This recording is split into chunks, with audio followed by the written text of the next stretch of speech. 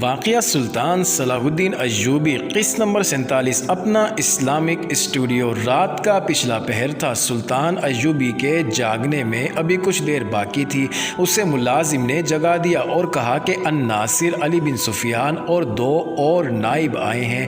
سلطان اچھل کر اٹھا اور ملاقات کے کمرے میں چلا گیا۔ ان حکام کے ساتھ ان دستوں میں سے ایک کا کماندار بھی تھا جو شہر سے دور گشت کرتے رہتے تھے۔ سلطان ایوبی کو بتایا گیا کہ کم و بیش 6000 سوڈانی، جن میں برطرف سوڈانی فوج کے افراد ہیں اور اس وحشی قبیلے کے بھی جس کے عقیدے کو ملیہ میٹ کیا گیا تھا، مصر کی سرحد میں داخل ہو کر ایک جگہ پڑاؤ کیے ہوئے ہیں۔ اس کماندار نے یہ عقل مندی کی کہ عام لباس میں 2 شتر سوار یہ معلوم کرنے کے لیے بھیجے کہ اس لشکر کا کیا ارادہ ہے۔ ان شتر سواروں نے اپنے آپ کو مسافر ظاہر کیا اور معلوم کر لیا کہ یہ لشکر قاہرہ پر حملہ کرنے جا رہا ہے۔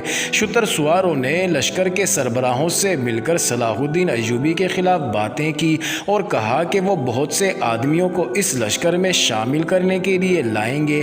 یہ کہہ کر وہ رخصت ہو آئے۔ ان کی اطلاع کے مطابق یہ لشکر ادھر ادھر سے مزید نفری کا منتظر تھا اور اسے اگلے روز وہاں سے کوچ کرنا تھا۔ سلطان ایوبی نے پہلا حکم یہ دیا کہ خلیفہ کے محافظ دستے میں صرف 50 سپاہی اور ایک کماندار رہنے دو، باقی تمام دستے کو چھاؤنی میں بلا لو۔ اگر خلیفہ احتجاج کرے تو کہہ دینا کہ یہ میرا حکم ہے۔ سلطان نے علی بن سفیان سے کہا کہ اپنے شعبے کے کم از کم 100 آدمی جو سوڈانی زبان اچھی طرح بول سکتے ہیں، سوڈانی باغیوں کے بھیس میں اس کماندار کے ساتھ ابھی روانہ کر دو۔ کماندار سے کہا کہ یہ 100 آدمی ان 2 شتر سواروں کے ساتھ سوڈانیوں کے لشکر میں شامل ہوں گے۔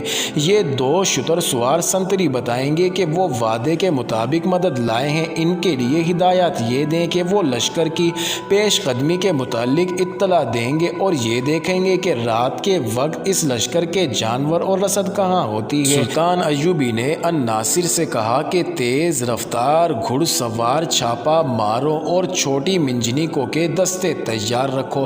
میں نے سوچا تھا کہ سیدھی ٹکر لے کر سوڈانیوں کو شہر سے دور ہی ختم کیا جائے۔ الناصر نے کہا نہیں۔ ایوبی نے کہا یاد رکھنا الناصر، اگر دشمن کو پہلو سے لو، عقب سے لو، ضرب لگاؤ اور بھاگو، دشمن کی رسد تباہ کرو، جانور تباہ کرو، دشمن کو پریشان کرو، اس کے دستے بکھیر دو، اسے آگے آنے کی مہلت نہ دو، اسے دائیں بائیں پھیل جانے پر مجبور کر دو۔ اگر سامنے سے ٹکر لینا چاہتے ہو تو یہ نہ بھولو کہ یہ صحرا ہے۔ سب سے پہلے پانی کی جگہ پر قبضہ کرو، سورج اور ہوا کے رخ کو دشمن کے خلاف رکھو، اسے پریشان کر کے اپنی پسند کے میدان میں لاؤ، میں تمہیں عملی سبق دوں گا۔ اس لشکر کی یہ خواہش میں پوری نہیں ہونے دوں گا کہ وہ قاہرہ تک پہنچے یا میری فوج اس کے آمنے سامنے جا کر لڑے۔ اس نے علی بن سفیان سے کہا تم جن 100 آدمیوں کو لشکر میں شامل ہونے کے لیے بھیجو گے، انہیں کہنا کہ وہ سوڈانیوں میں یہ افواہ پھیلا دیں کہ 6-7 دنوں تک صلاح الدین ایوبی فلسطین پر حملہ کرنے کے لیے جا رہا ہے، اس لیے قاہرہ پر حملہ اس کی غیر حاضری میں کیا جائے گا۔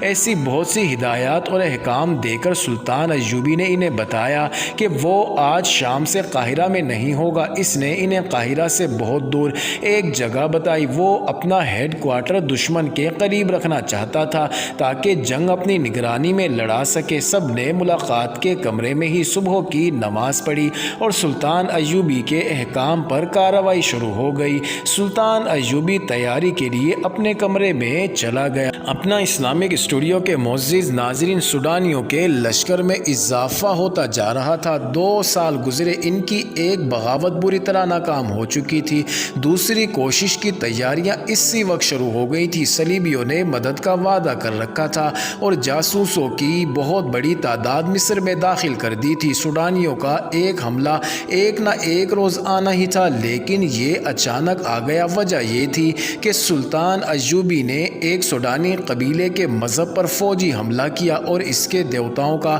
مسکن تباہ کر دیا تھا۔ یہ وجہ معمولی نہیں تھی۔ مصر میں جو سلطان صلاح الدین ایوبی کے مخالفین تھے، انہوں نے اس اقدام کو اس کے خلاف استعمال کیا۔ سوڈانی فوج کے برطرف کیے ہوئے باغی کمانداروں کو بھی موقع مل گیا۔ یہ فوراً حرکت میں آ گئے۔ ان میں مصری مسلمان بھی تھے۔ انہوں نے اس قبیلے کے مذہبی جذبات کو بھڑکایا اور انہیں کہا کہ ان کا مذہب سچا ہے اور اگر وہ سلطان ایوبی کے خلاف اٹھیں گے تو ان کے دیوتا اپنی توہین کا انتقام لینے کے لیے ان کی مدد کریں گے۔ انہوں نے 5-7 دنوں میں لشکر جمع کر لیا اور قاہرہ پر حملے کے لیے چل پڑے۔ جوں ادھر ادھر کے لوگوں کو پتہ چلتا تھا وہ اس لشکر میں شامل ہوتے جاتے تھے۔ 2 شتر سواروں کے ساتھ جب 100 مسلح آدمی اس لشکر میں شامل ہوئے، یہ لشکر سرحد سے آگے آ گیا تھا اور ایک جگہ پڑاؤ کیے ہوئے تھے۔ سلطان ایوبی رات کے وقت اتنا آگے چلا گیا جہاں اسے لشکر کی نقل و حرکت کی اطلاع جلدی مل سکتی تھی۔ ان 100 آدمیوں نے حملہ آوروں کے سربراہوں کو بتایا کہ صلاح الدین ایوبی چند دنوں تک فلسطین کی طرف کوچ کر رہا ہے۔ سربراہ بہت خوش ہوئے۔ انہوں نے یہ پڑاؤ 2 دن اور بڑھا دیا۔ اگلی رات سلطان ایوبی کو اس لشکر کی پہلی اطلاع ملی۔ اس سے اگلی رات اس نے 50 سوار اور 5 منجنیقیں بھیجی جن کے ساتھ آتش گیر مادے والی ہانڈیاں تھیں۔ انہیں ایک گھوڑا کھینچتا تھا۔ آدھی رات کے وقت جب سوڈانی لشکر سویا ہوا تھا ان کے اناج کے ذخیرے پر ہانڈیاں گرنے لگی۔ معاً بعد آتشی تیر آئے اور مہیب شعلے اٹھنے لگے۔ لشکر میں بھگدڑ مچ گئی۔ منجنیقوں کو وہاں سے فوراً پیچھے بھیج دیا گیا۔ 50 سواروں نے 3-4 حصوں میں تقسیم ہو کر گھوڑے سر پر دوڑائے اور لشکر کے پہلوؤں کے آدمیوں کو کچلتے اور برچھیوں سے زخمی کرتے غائب ہو گئے۔ لشکریوں کو سنبھلنے کا موقع نہ ملا۔ آگ کے شعلوں سے جہاں اناج کا ذخیرہ جل رہا تھا وہاں اونٹ اور گھوڑے بدک کر ادھر ادھر بھاگنے لگے۔ سلطان ایوبی کے سوار ایک بار پھر آئے اور تیر برساتے گزر گئے۔ وہ اس کے بعد نہیں آئے۔ معزز ناظرین، جاری ہے اگلی ویڈیو قسط نمبر 48 میں دیکھنا مت بھولیے گا۔